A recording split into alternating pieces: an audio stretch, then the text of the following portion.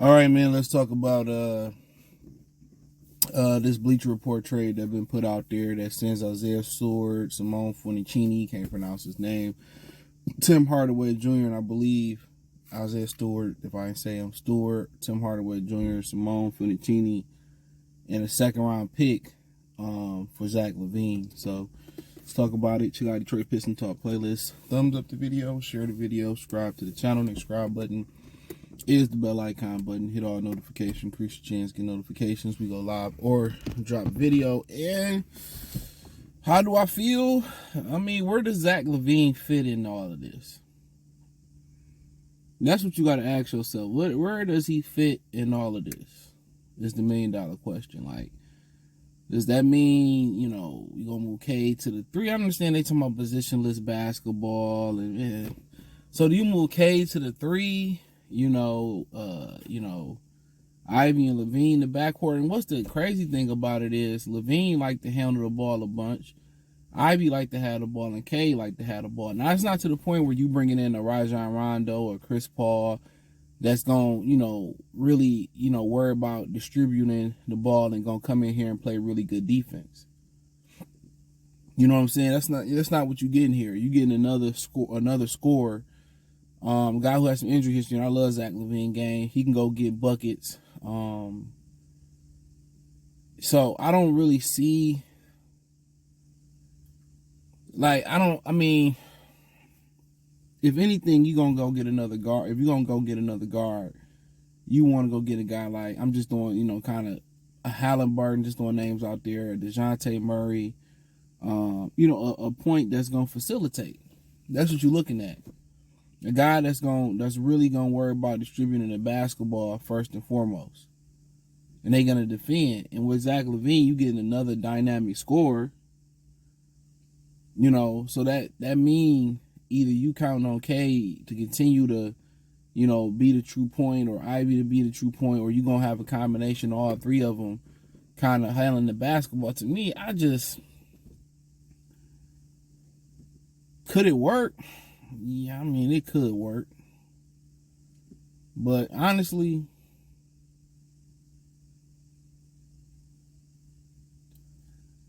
if they going to go out there and spend that amount of money, or they going to go out there and make a deal, to be honest with you, I think it's 3 major things. Four major things, but let's just focus on 3, because the 4th would be a dynamic scorer off the bench, right? It's 3 major things they need right now. They need to solidify the middle of their defense, the center position. And the answer may be on the team, it may not be on the team. Take that fight, you want to take it. Possibly getting a true point guard. May it be a guy like Malcolm Brogdon, a lower level guy. May it be a guy like Dennis Schroeder. I prefer Brogdon. Or you going to get a dynamic, 3 or 4. A dynamic forward. So you think about a guy maybe like, I don't know, maybe a guy like Brandon Ingram, maybe a guy like, I don't know who all available, but maybe that dynamic guy in that forward position. So really, because Zach LaVine, realistically play the 3 and he just doesn't defend his position well enough. Now, could they see, like, we want to get an effort out of him and we really going to force him to play defense more? Yeah, that's a possibility.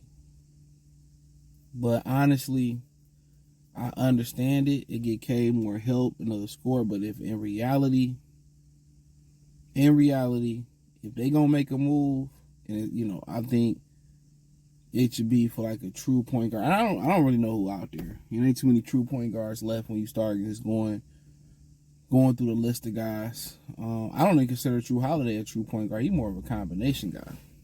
So, Brogdon might be the ideal fit. I don't know kind of where he at. I think his numbers look good. He can shoot it. He can defend. He may not be the ideal, true point guard distributor, but you're going to get a good veteran, low maintenance guy, good defender. I might just say, you know what, give me a Brogdon, move Kate off to that 3, put Ivy at the 2, right?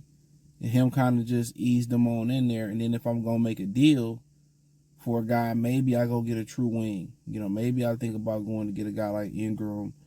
You know, who else out there?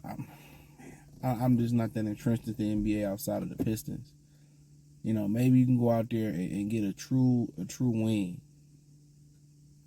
You know, man, I'm trying to just think of the different teams. It's like who really moving something out there, possibly. You know, because it's interesting because, you know,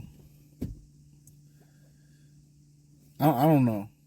I'm trying to think of guys that can help them as far as, you know, a wing that can get out there and just, you know, defend it, catch and shoot it at least.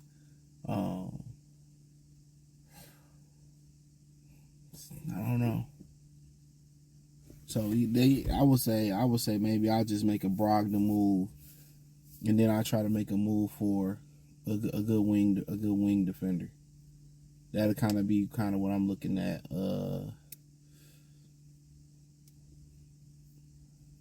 That's what I would be looking at. So, not sure who all, you know, is truly available. I know Brooklyn, they trying to intentionally lose, but they kind of doing solid this year. You know, I think Jimmy Butler probably want to go to more of a winning situation. So yeah, it's be interesting. I think Golden State kind of really in kill mode. They kind of going for it right now. Denver, you know, really ain't got much to offer right now. They trying to figure it out. Utah, not really much John Collins or Colin Sexton. That don't really work. Me personally, if they made the deal with Zach LaVine, I wouldn't be mad. But the other question, how do you replace Isaiah Stewart? Do you replace him with Paul Reed? You know what I'm saying? Me personally, it's just not a deal that I'm willing to do. I don't want to lose Stewart and not have a replacement. And maybe putting pressure on Jalen Duren may make him a better ball player.